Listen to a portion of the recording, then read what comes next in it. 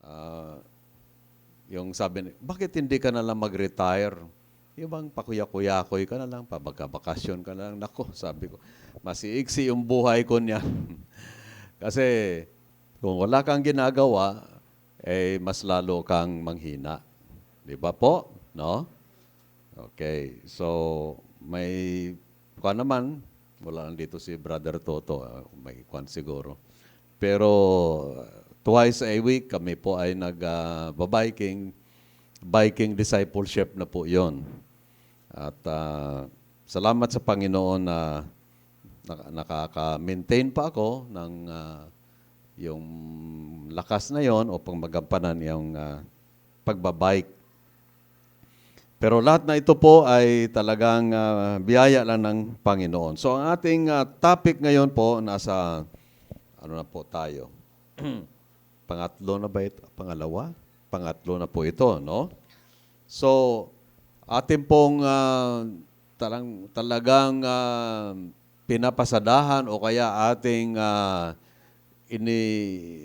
re-review o kaya ating muling sinisimulan. Ayaw ko lang kung kayo po ay dumako na nito, yung tungkol po sa discipleship o kayo kaya na nagkaroon na po ng pag-aaral nito. Pero ating pong pagsisikapan sa simple lang na paraan na ating magawa ito at maunawaan natin po. No? Dahil sabi ng Panginoon sa, wala diyan sa ano pa, no? Sa Lucas, Kabanatang 9, sabi niya, if anyone will want to follow me, let him deny himself. Ang sino man na susunod sa akin ay kanyang kalimutan ang kanyang sarili. Let him deny himself. Ano po yung next? Sabi, take up his cross. Pasanin niya ang kanyang cross at sumunod sa akin. Mayroon po talagang mga terms of discipleship. Ibig sabihin po, mayroon talagang may cost sa atin. Mayroon talaga pong ating isasakripisyo. Pero, ang wika naman ng Panginoon, go into all the world and make disciples. So, paano tayo mag-make disciples kung tayo ay hindi naman disciple?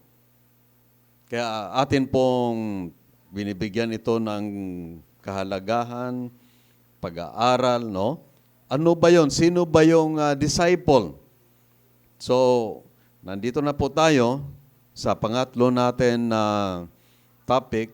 Okay, so binigyan natin ang meaning, tapos yung nakaraan ay atin pong binigay ang reasons for discipleship. Alam niyo po, kung gagawin na natin yung sinabi ng Panginoon na mag-disciple tayo, no? Ang atin pong maaring magawa sa buhay natin na ito ay parang magulat lang tayo, parang hindi natin ma-quantify, hindi natin ma-describe. At binigay ko nga po sa inyo noong nakaraan ang example, no? Sa isang teacher, Sunday school teacher siya. Anong pangalan niya? Edward Kimball. Kanyang binigyan pansin ang isang parang walang pag-asang tao. Sabi niya, I have not met such a darkened fellow than Dwight L. Moody. So, noong siya po ay nagpasya, puntahan ko ngayon sa kanyang trabaho. Doon po sa, paggawaan ng sapatero yun si Dwight L. Moody. At doon sa likuran, sabi niya, aking medyo nag-aalangan pa nga ako, pero aking dinala siya sa Panginoon and the rest is history. Di ba? Si Dwight L. Moody ay ginamit upang madala sa Panginoon si F.B. Meyer. Si F.B. Meyer ay nadala sa Panginoon na at ang result ay si Wilbur Chapman. Si Wilbur Chapman ay siya nagdala sa kay Billy Sunday sa pamagitan niya at least, no? Si Billy Sunday naman sa pamagitan niya si Mordecai Ham at itong cowboy evangelist Mordecai Ham. Siya po ang nagdala sa Panginoon kay Billy Graham. The rest is history, no? Si Billy Graham, wala na po siya. Kinuha na siya ng Panginoon. Pero nung siya po ay namatay, pinarangalan siya, mga presidente na nakaraan sa time niya, no? O, nagpa-unlock talaga sa kanya. Binigyan siya na parang halos kay Queen Elizabeth na funeral. Kay Queen Elizabeth talagang sobrang matindi naman talaga po yon.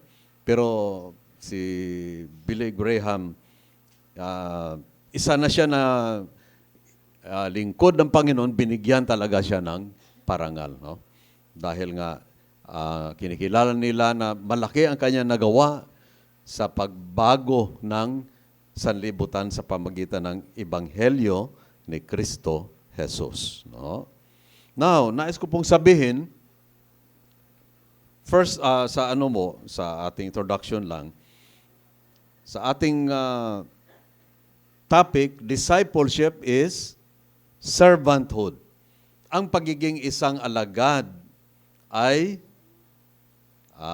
pagiging servant o lingkod, alipin. No? Okay. Pero, aking bawiin agad, no? Na hindi po ito posisyon. Ibig sabihin, na servant ka, katulong ka, nagbawalis ka, naglilinis. Hindi po ang ibig sabihin na ganon. Pero sa discipleship po, pag sabihin po na servant o lingkod o alipin, no? Yan po ay isang attitude. Paningin, no po? Pagtingin, rather, no? Pagtingin natin. Attitude. Ano bang ating pagtingin tungkol sa ating buhay? Yan. Ano bang attitude natin sa buhay natin? Ito naman po ay isang pagtingin tungkol po sa pagsunod sa Panginoon. Okay. So, having said that, tayo tumungo po sa unang natin, ating top number 1 na ating point. Okay? Being a disciple is serving, not leading. So, baka mamaya pagkamalan natin na pagkasabihin nga, ikaw ay disciple, katulad ng 12 disciples, sila ay mga talagang leaders sila, di ho ba? No? At sa New Jerusalem, sinasabi po ng salita ng Diyos, ang 12 gates going inside the New Jerusalem, sa pahayag po yan, Revelation, ay mga pangalan ng mga 12 disciples. Kaya, kumbaga, sila po ay pinararangalan ng Panginoon. Sila ay mga may stature. Mayroon silang, kumbaga, pangalan talaga, no? Pero, yung 12 disciples, hindi naman sila talaga ganon nung una pa. At wala sila ganong pagtingin sa kanilang sarili. Ngunit, later on, dahil sa kanilang katapatan, sila po ay ginamit ng Panginoon at kung buksan ninyo ang inyong mga Biblia, nandyan po yung 12 na ito na mga alagad o disciples, no? At yung nabanggit ko later on, no, sila po ay bibigyan ng napakalaking parangal doon sa New Jerusalem na ibababa ng Panginoon mula sa langit. At ang bawat isa ay parang sila ay may distinction, no, na bawat gate ay may pangalan ng 12 disciples na ito. So, ating ngayon po titignan para ma-explain natin po ito. Being a disciple is serving, not leading. Akala natin talagang leader ang isang disciple. Hindi po. Ating pong titignan o basahin po natin sa Mateo, kabanatang 20. No? Okay. Okay, mari kaya na lahat tayo po ay magbabasa nito. Actually, mula ito o magsimula ito ng 25 hanggang 28. Ready po? Begin. Dahil dito, pinalapit sila ni Jesus at sinabi sa kanila, alam ninyo na ang mga pinuno ng mga hintil ang naghahari sa kanila. At ang mga dinadakila ang siyang nasusunod. Okay. Okay. Hindi ganyan ang dapat umiral sa inyo. Kung nais ninyong maging dakila, dapat kayong maging lingkod sa iba. At kung sinuman sa inyo ang nagnanais maging una, siya ay dapat maging alipin ninyo, sapagkat maging ang anak ng tao ay naparito hindi upang paglingkuran, kundi upang maglingkod at ialay ang kanyang buhay sa ikatutubos ng marami. Medyo nagulat ang mga alagad na mayroong kasing konting away o kaya mayroon silang konting gulo doon, no? Kasi gusto ng isa, gusto ng dalawa na sila ay magkaroon ng prominente na bahagi kung nandoon na raw ang Panginoon sa kanyang kaharian. Yung isa, hiniling ng nanay, nasa kaliwa ng Panginoon, yung isa ay nasa kanan ng Panginoon. Now, nagbigay ang Panginoon ng isang pangungusap na ika-shock talaga nila, no? Sabi ng Panginoon, ay hindi yan katulad sa mga hintil. Yung ibig sabihin po, mga hindi nakakilala sa Diyos, walang Diyos sa buhay nila. Ang kalakaran kasi sa mga hintil, kinakailangan na ang mga makapangyarihan, sila ay ang masusunod. At ang mga nasa ilalim ay maglingkod doon sa mga leaders o mga makapangyarihan. Pero sabi ng Panginoon, ay hindi ganun sa inyo. Kung sino sa inyo ang makapangyarihan, sila ay magiging mga lingkod. Ba? Parang hindi patok yan sa ating society. Kasi kung ikaw baga naman si Bongbong, halimbawa, BBM, si BBM, gawin mong janitor sa Malacanang, hindi naman pwede yun. Diba? O kaya yung bagong mayor natin, si Mayor De Leon, okay, gawin nating street cleaner. Kung kayo ay nagawi diyan banda po sa may Barkadahan Bridge, meron kasing napakalaking wall diyan na nakaharang, kaya pagdating sa part na yan may subdivision dito. Anong pangalan ng subdivision diyan sa kanan? Pag ganito na siya, nag-bottleneck na, no? Matigas daw talaga ang nagmamay-ari diyan ng subdivision. Si Mayor De Leon na nagpunta at umawak ng maso at binakbak yun. Kaya ngayon, pag kayo dumaan dyan sa may Barkadaan Bridge, wala na yung yung pader dyan na magpapakipot sa daan. Pero hindi pa rin nagawa yung daan. Pero medyo nakakatuwa, no, na ang mayor na mismo ang siya na nag-take initiative para bakbakin yon. Pero yung gawa na yon, yung token na yon ay siguro simbolo lang na walang matigas o walang patigasan. Parang ganun siguro ang pinararating ni Mayor De Leon. Pero ang atin po rito na parang usapin dito ay ito. Pagkasino sa atin ang medyo sikat siya ay makapangyarihan, ay dapat baliktad, kumuha siya ng humble na posisyon. Yun ang konsepto ng Panginoon sa discipleship.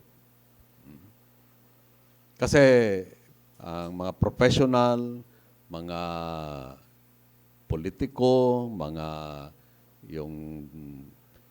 teacher, engineer, doktor, o ano ba, parang talagang tinitingala sila. Na mahirap na sila ay bababa, no? Para gampanan itong gawain na ito. Pero yan ang sinasabi ng Panginoon. No. Hindi kayo maari maging disciple kung mataas ang inyong pagtingin sa inyong sarili. Tumako tayo po isang ilustrasyon ito, no po, na ikinagulat din ng maraming mga disciples kasi mayroon silang misconception tungkol po kung ano ang disciple. John chapter 13, no? Okay. Ano po? John 13, 14, at saka 15. Okay. Okay, tingnan natin. Okay, basahin natin. Dahil akong Panginoon at Guro ninyo ay naghugas ng inyong mga paa, dapat din ninyong gawin ito sa isa't isa. Binigyan ko kayo ng halimbawa upang inyong tularan. Tapos na ba? Okay. See? Ang Panginoon ay nag-illustrate siya kung ano yung disciple. O sino yung disciple. Ang isang disciple, tingnan nyo aking ginagawa. Tingnan nyo, ha? Hinuhugasan ko ang inyong mga paa. Now, ito po ay isang ano lang po naman, no? Cultural need ito. Kasi sa mga Hudyo, dahil sila po ay naka-sandalyas lang, no? Pag akyat nila sa loob ng templo o kaya sa bahay-sambahan nila, masyado nang marumi ang kanilang mga paa. Ay, alam niyo naman ang mga Parisiyo, no? Yan ay ang kanilang kaugalian. Bago po sila ay maglingkod, okay, maghugas muna ng kanilang mga paa, no, bago lumapit o humarap sa templo o sa tabernacle. Yun po talaga ang kanilang kaugalian. So, para hindi po sila ceremoniously dirty, dumi, ceremonially lang naman po yun, ay maghugas sila. Pero hindi na talaga ginawang institusyon yun ng Panginoon.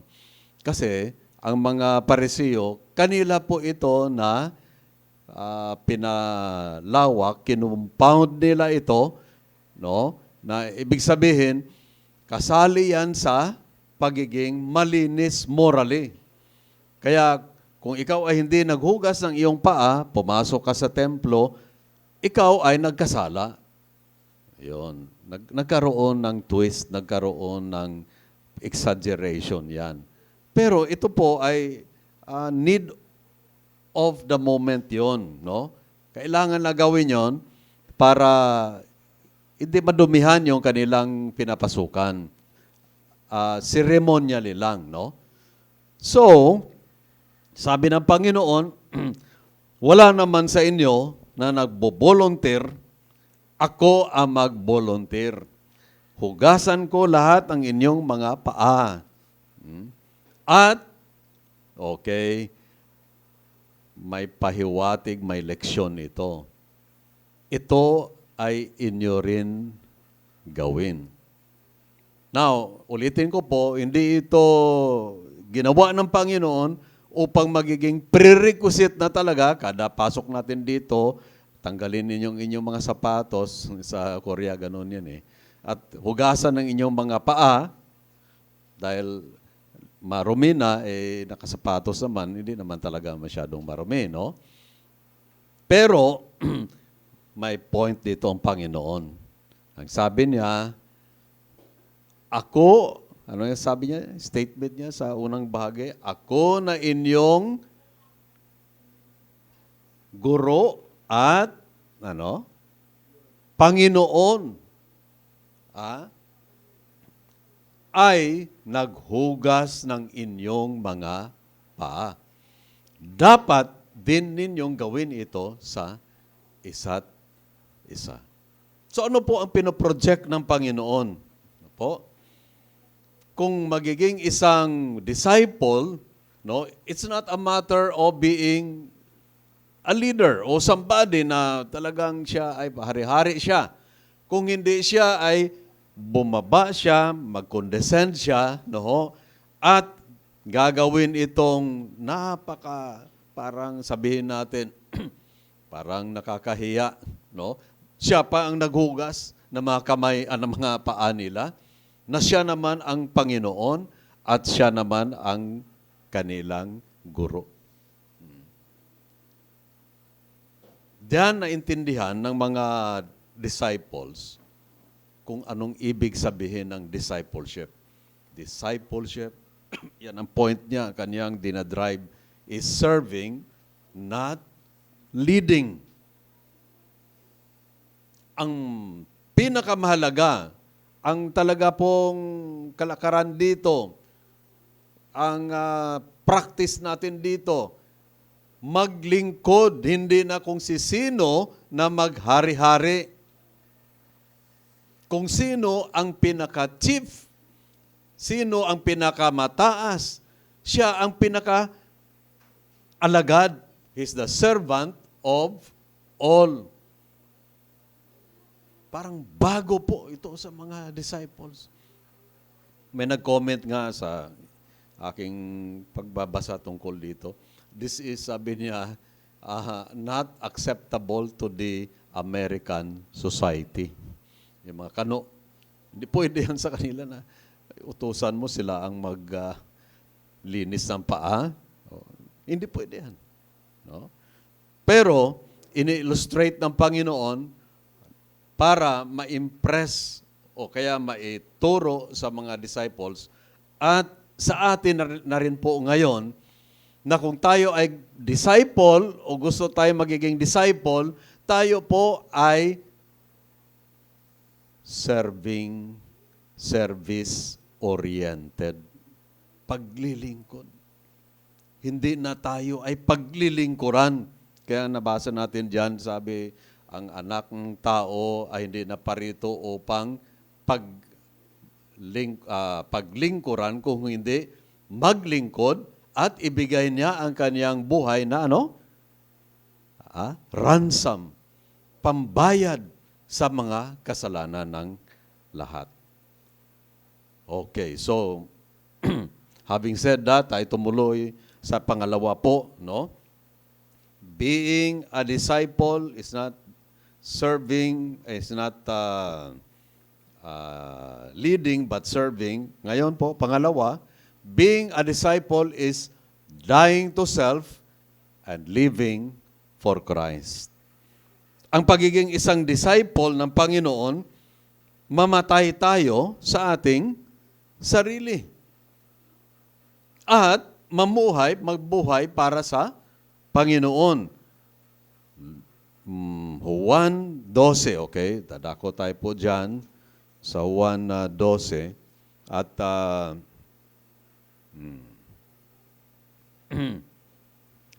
tama po ba? 12, 20, oh, okay, 12, 24 at saka 25. Okay. Ating basahin po. Ready, begin. Pakatandaan ninyo hanggat hindi nahuhulog sa lupa ang butil ng trigo at mamatay, mananatili itong nag-iisa.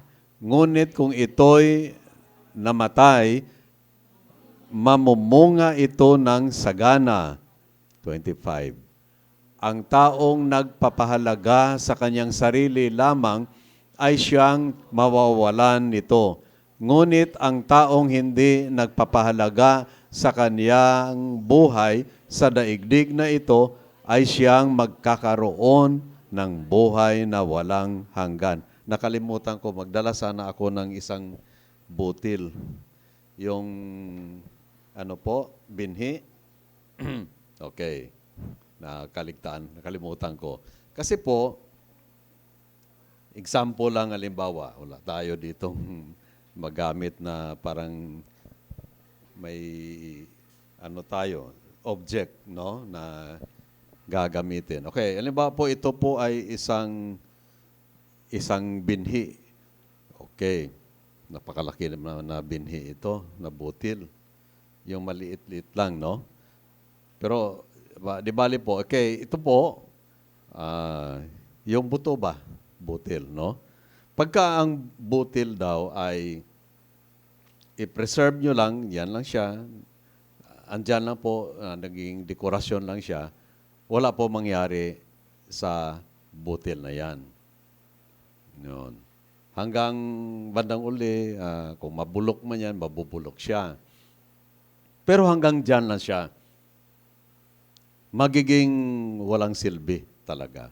Pero, kung may butil o buto, halimbawa po ng, ano ba yung kinain natin dyan? Yung, star apple. Diba? Malaki ang buto ng star apple. O, kay Mito. Yung buto ng kay Mito, okay. Yan po ay ating ililibing, ilagay sa lupa, no? At after several days, ano po mapapansin nyo doon sa butil na yon? Magulat kayo kung huhukayin nyo, nagkakaroon siya ng mga yung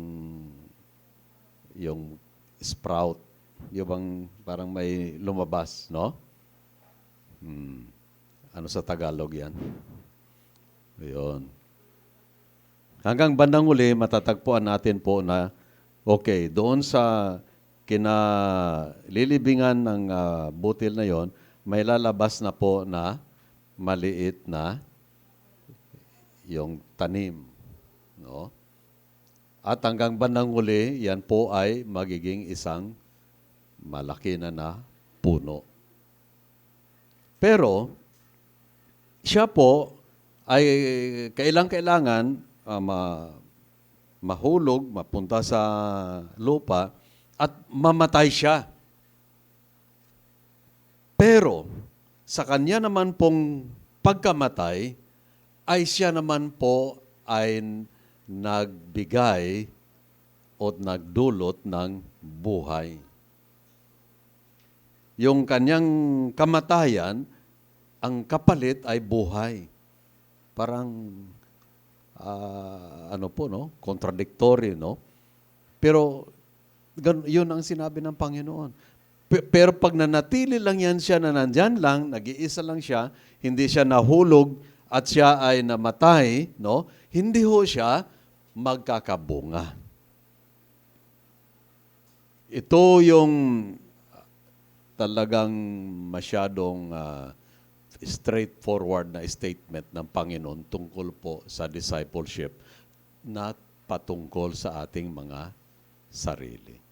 Hindi ho tayo magiging disciple ng Panginoon kung binibaby natin ang ating sarili.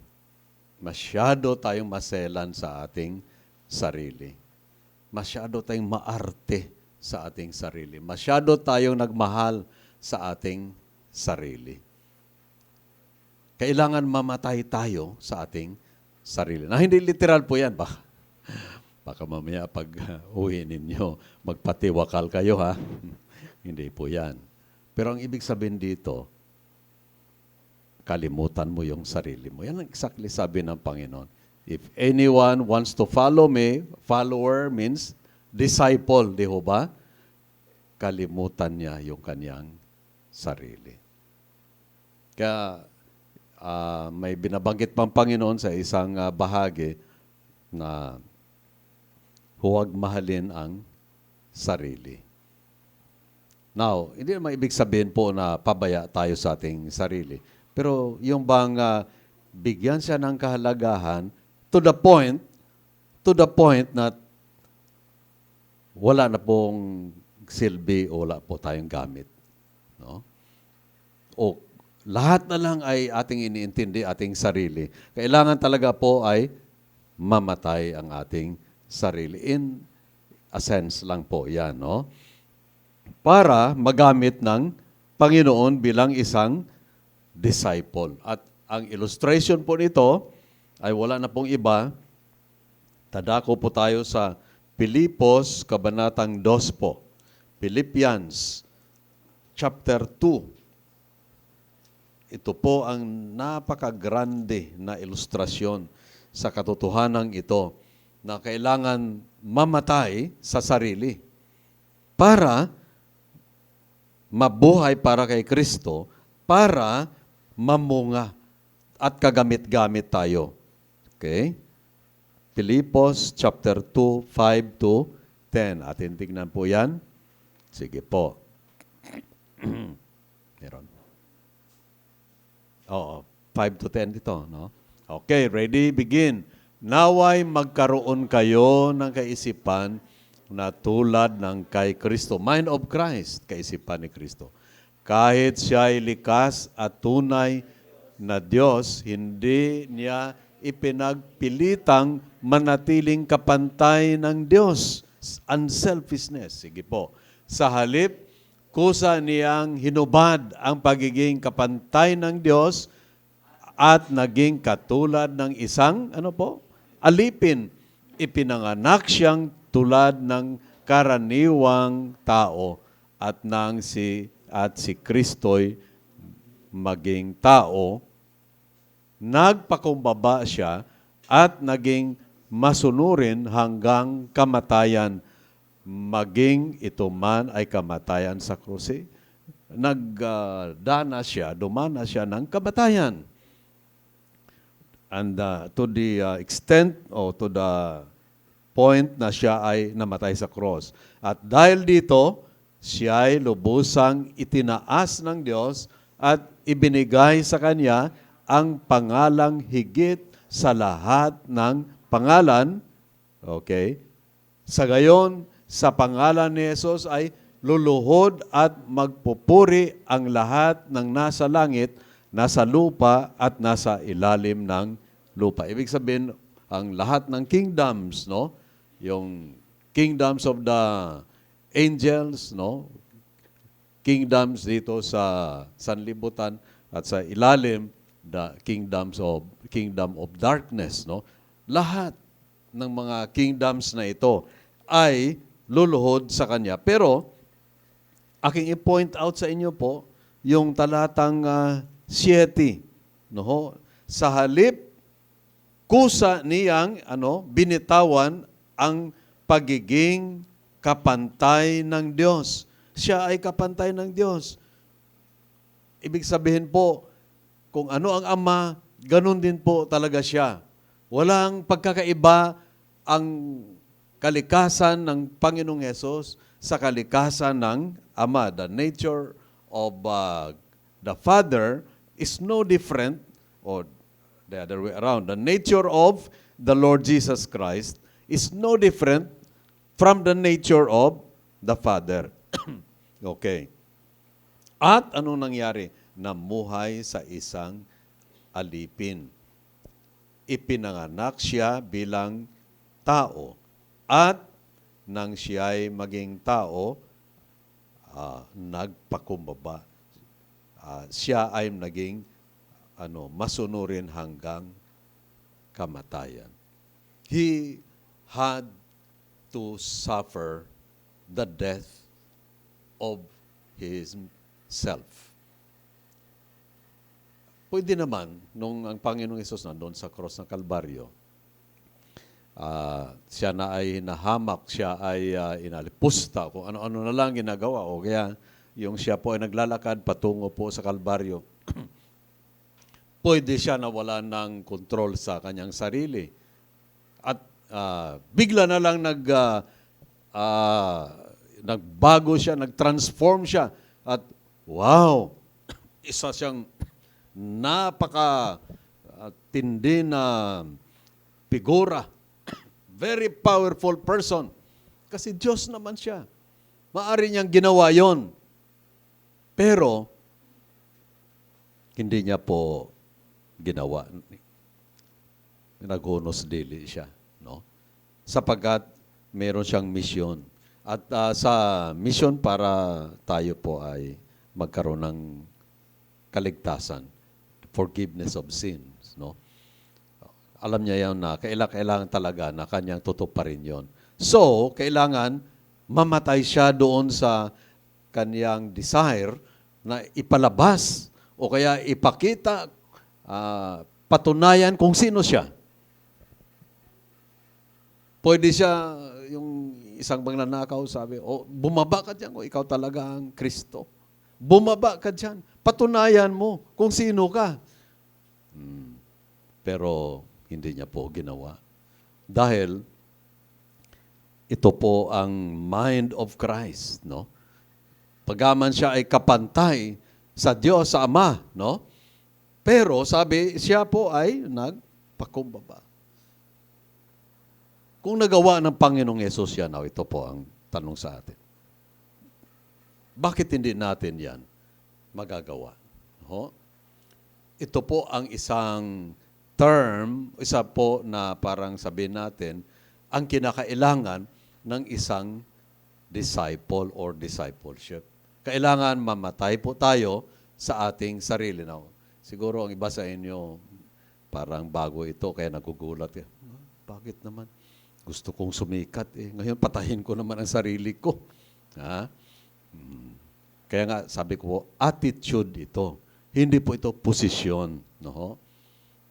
Para tayo po ay pumasa sa pagiging isang disciple ng Panginoong Hesus. Nako, parang sa pagtingin-tingin ko sa inyo, parang ayaw na ninyo maging disciple. Gusto pa ba ninyo? Gusto pa? Amen? Okay, sige, tuloy tayo. Nag-amen naman kayo. Pangatlo po, discipleship. Halos nag-overlap konti, pero talaga pong may malaking bahagi ito. Discipleship is to have a servant heart. Ang pagiging isang alagad ay ang pagkaroon po ng puso ng isang alipin. Yon. 2 Timothy chapter 2 verse 24.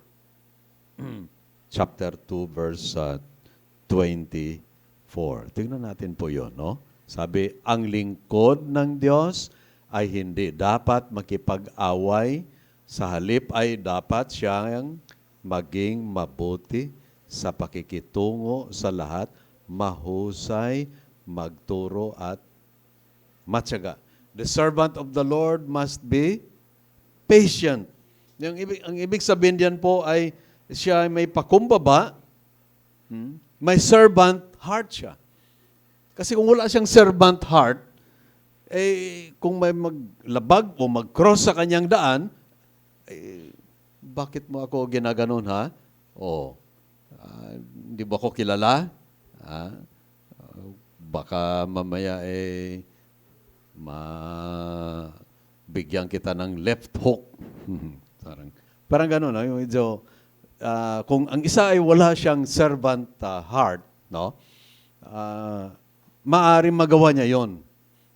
Pero sabi ng Bible, sabi ng 2 Timothy 2:24, ito na ang servanthood. Siya ay maging mabuti sa pakikitungo sa lahat. Now, andyan na po. Paano siya magamit bilang isang disciple kung ang kanyang sarili ay lumalabas pa yung pangit na ulo niya? His ugly heart and attitude, lumalabas pa yan. Paano siya magiging isang disciple o kaya magiging isang discipler o kaya multiplier? Kasi sabi ng Panginoon, mag-disciple kayo. Gawin ninyong disciple o kaya alagad. Simula rito sa Jerusalem, Judea, Samaria, to the uttermost parts of the earth. Paano yan? Kung siya ay mayabang. Di po ba? Kaya nga, mayroon siya talagang babaguhin o ayusin sa kanyang buhay para siya ay magamit kahit kanino, para sa lahat. Yan ang sinabi ating nabasa kanina. Mabuti pakikitungo sa lahat. So, discipleship is to have a servant heart. Isa pa po, sa Colossus chapter 3. Diyan po tayo tutungo ngayon. Colossians chapter 3, 23 at saka 24. Basahin natin. Ano man ang inyong ginagawa, gawin ninyo ng buong puso na parang sa Panginoon kayo naglilingkod at hindi sa tao. 24. Sapagkat si Kristo ang Panginoong pinaglilingkuran ninyo at alalahanin ninyong pagkakalooban kayo ng Panginoon ng gantimpalang inilaan niya para sa inyo. Kung wala tayong servant heart, hindi po tayo willing na maglingkod. Hindi po tayo willing na mag-come out of our way, no, para atin pong hatiran ng salita ng Diyos ang isa na nangailangan ng kaligtasan. Hindi po. Now, sabi dito, kung inyong gagawin yan, ay hindi kayo kalilimutan ng Diyos. Makakatanggap talaga kayo ng gantimpala. Tinitignan ng Panginoon kung sino po ang may servant heart, pakumbaba na puso, no, para magamit niya. At hindi niya po yan, hayaan siya na siya ay hindi magbunga. Gantimpala. No? Maaring maggamit siya sa pag-bless sa marami. Halimbawa, isang Sunday school teacher siya, kay Edward Kimball, ay i-multiply ng Panginoon ang kaniyang bunga, ang effectiveness niya. Siya po ay magulat lang tayo, marami po ang ma-influensyahan niya doon sa kanilang neighborhood. Marami. Dahil po, ito ang ating ini-emphasize, ang pagkakaroon ng servant heart. Now, in-illustrate ito o kaya inilarawan po ito ni Apostol Pablo. Dumako tayo po sa 1 Corinto 9, 19 hanggang 23. At atin po itong babasahin. 1 Corinthians chapter 9, 19 to 23. Okay, basahin natin. Malaya ako at di alipin ninuman, ngunit nagpaalipin ako sa lahat upang makahikayat ako ng mas marami sa Panginoon. Mantakin niyo. Sabi niya, nagiging parang alipin ako sa lahat para ang purpose niya ano daw? Makahikayat. Madala niya sa Panginoon ang marami. Sa piling ng mga Hudyo, ako'y namuhay tulad ng isang Hudyo upang mahikayat ko sila. Kahit na hindi ako saklaw ng kautusan, nagpailalim ako rito alang-alang sa mga nasa ilalim ng kautusan upang mailapit ko sila sa Diyos. 23 hanggang tayo, no? Sa piling naman ng mga hintil, okay, yung mga hindi Hudyo, na hindi saklaw ng kautusan ni Moises, ako'y naging parang hintil. So, nag-adjust siya upang sila'y may kayat ko rin. Subalit, hindi ito nangahulugang hindi ko sinusunod ang mga utos ng Diyos sapagat ako'y nasa ilalim ng kautusan ni Kristo. Tuloy po tayo. Sa piling ng mahihina, okay, itong mga tao na parang, kumbaga, sila ay wala talagang kakayahan. Sa pananampalataya, ako'y naging parang mahina, hindi na siya ay naging mahina rin, parang mahina lang, no? Upang ano ang purpose? Mahikayat ko sila. Ako'y nakibagay sa lahat ng tao upang ano? Sa lahat ng paraan ay ano po? Ligtas ako ng kahit ilan man lamang. Last. Ginagawa ko ang lahat ng ito alang-alang sa magandang balita na gospel upang makabahagi ako sa mga pagpapala nito. Yun po ang larawan, ilustrasyon ng pagiging alagad o tawaging disciple, no? Sabi ni Apostol Pablo, nagiging ako is everything to everyone. Nagiging adjustable ako.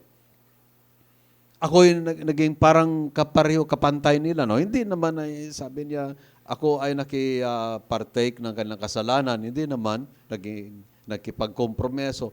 Pero sabi niya, nag-adjust ako. Hindi ako na parang iba o sino-sino.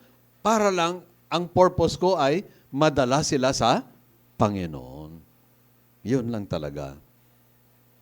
Kasi po, ang isang alagad, ang disciple, may nagdala sa kanya sa Panginoon in the first place. Matapos po siya now, next Sunday yun pong ating tatalakayin. Matapos siya nadala sa Panginoon, mayroong nag-stoop down, mayroong nagpakumbaba para madala lang siya sa Panginoon, magdala din siya sa Panginoon mismo. Siya dinala sa Panginoon ng isa, matapos siya ay nadala sa Panginoon, magdala din siya sa Panginoon mismo. At yan ang ating pupuntuhan next Sunday po, no? Ay kung walang nag-care na mag-share sa atin sa gospel, ano kaya tayo ngayon? Ay, nandun tayo po. Pinupulot tayo doon sa kangkungan, ika nga. No? May isang article tungkol po sa pagdating dito ng gospel, ng ebanghelyo dito po sa Philippines. Alam nyo, nasa ilalim tayo ng mga Espanyol, di ba? Ilang years tayo na ilalim ng Espanyol? 500 years? Ha? 400 years. Ayun. Alam nyo, ang mga Espanyol, wala silang personal na message.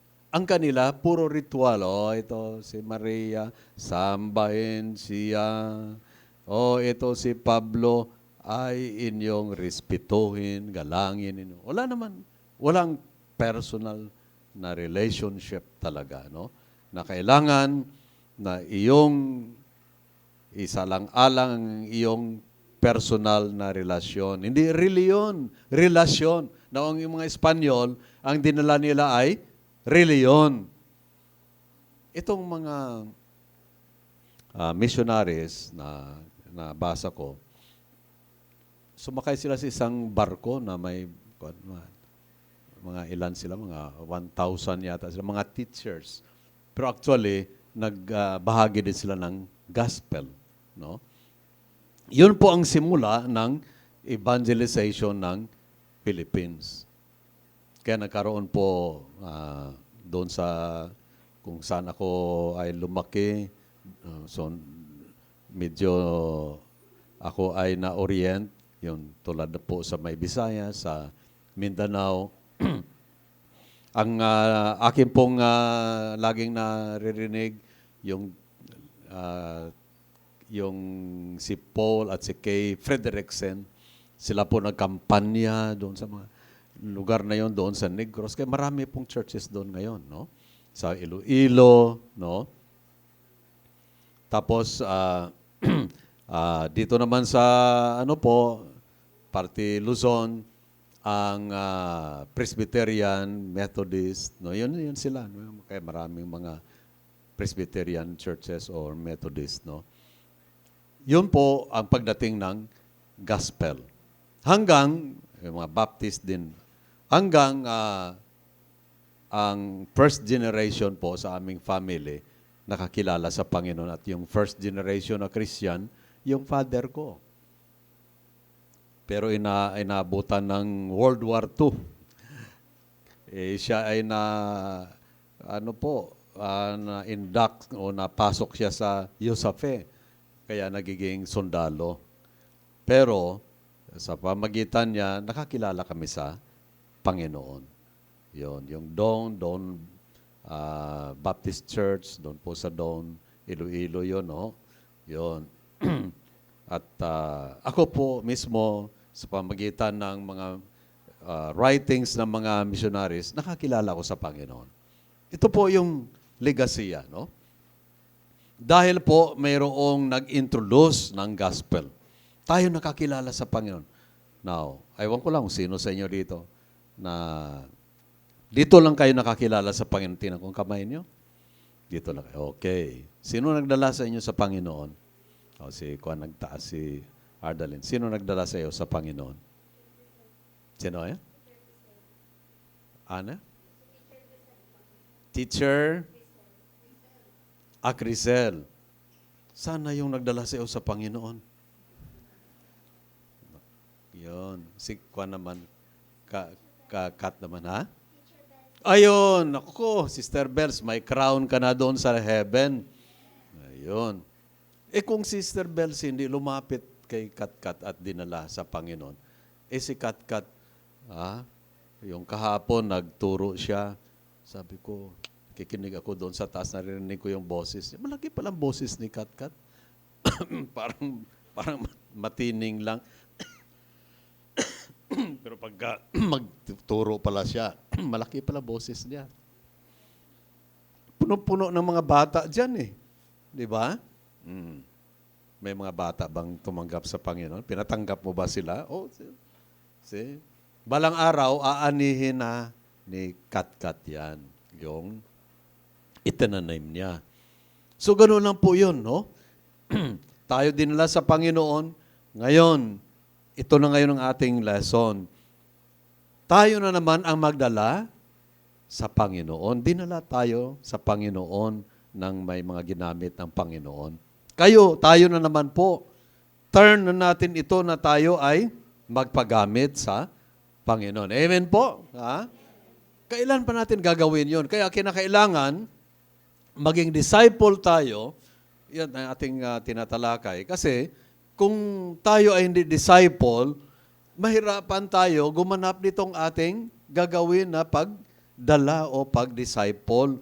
Yung tinatawag po ba na discipler o kaya multiplier. Kailangan ma-acquire natin itong traits po ng isang alagad. Now, sa atin na pong pagtapos, no? Sa Hebrews chapter 10 verse 24, nandyan ba?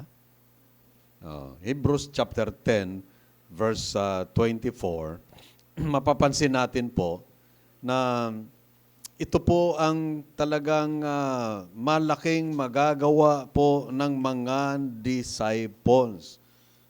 Yan. Hindi ho nagagawa ito ng hindi disciple. Okay, 10:24. Basahin natin po lahat. Sikapin din nating gisingin ang damdamin ng bawat isa sa pagmamahal sa kapwa at paggawa ng mabuti. Kung ituloy po yan sa 25, yan na po ang tungkol na po sa gawain ng salita ng Diyos, no po? Yung tinatawag natin po na ano po, yung pananambahan. 10:24, ang 10:25 po ang aking idulugtong dito, no? Okay, sabi wika rito po, i-continue ko yon, no?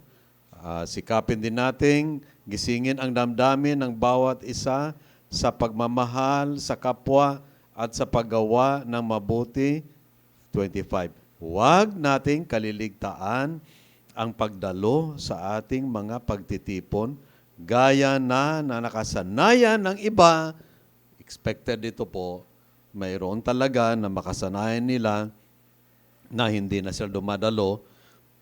Sa halip, palakasin natin ang loob ng isa't isa, lalo na ngayong nakikita nating malapit na ang araw ng Panginoon. Ano yung araw ng Panginoon? Pagbalik, second coming, rapture. No? Medyo nauukuha na yung oras natin. Pero alam niyo po, sa mga developments ngayon, nagbabala na si Putin na kanya pong gagamitin ang nuclear bomb. Narinig niyo ba yan? Nabasa niyo ba? Oo. Noong isang araw, pinirmahan niya yung bunggan nila na ritual na ceremony. Yun. Dumaan siya sa isang ginto na pinto, yung dalawang leaves. Dumaan siya, ginto na pinto.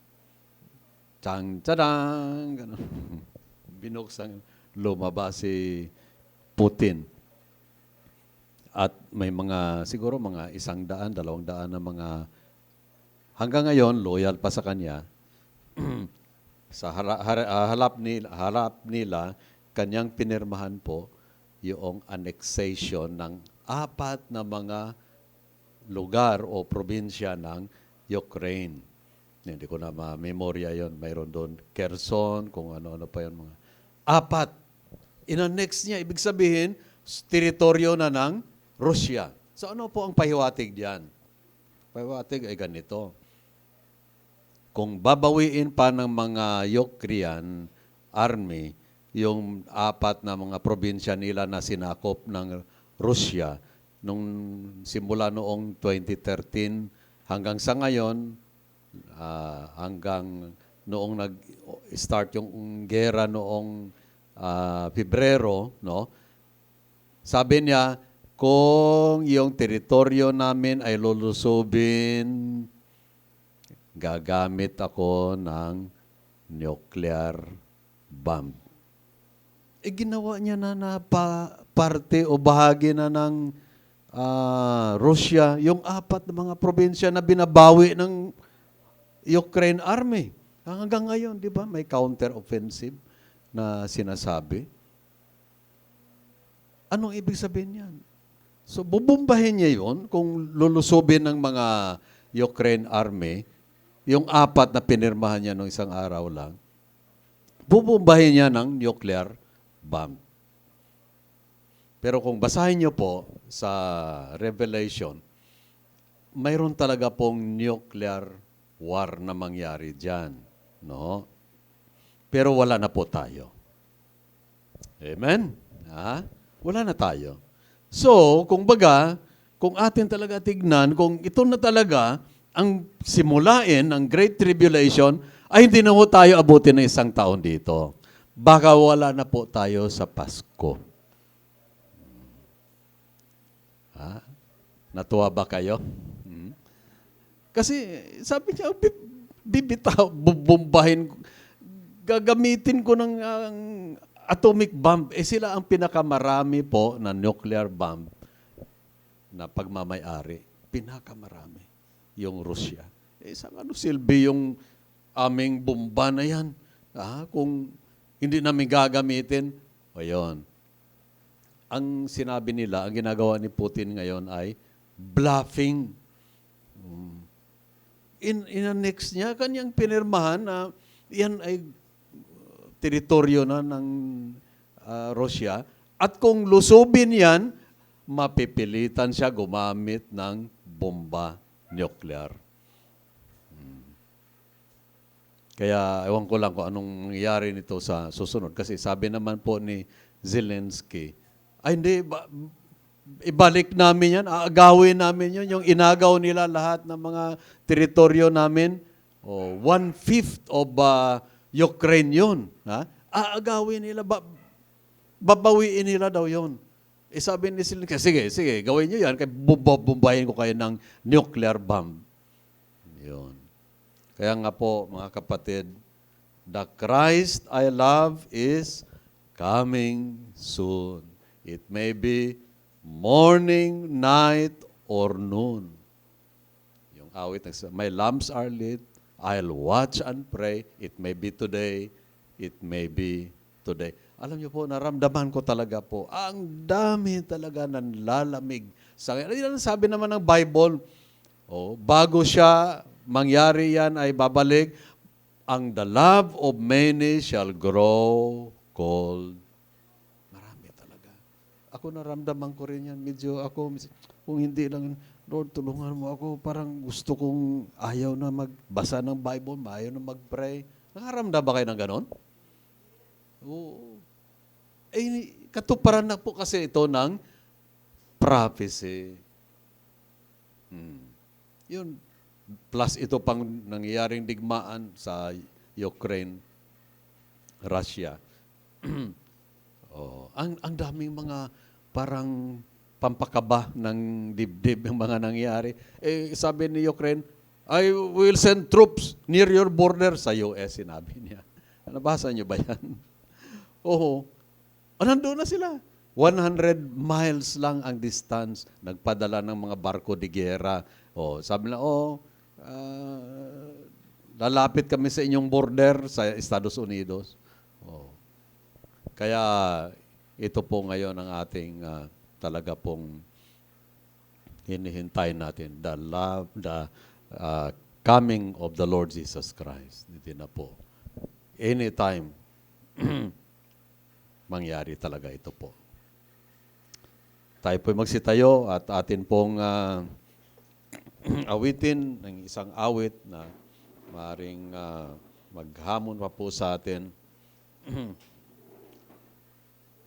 Kasama na po ang ating kaloob.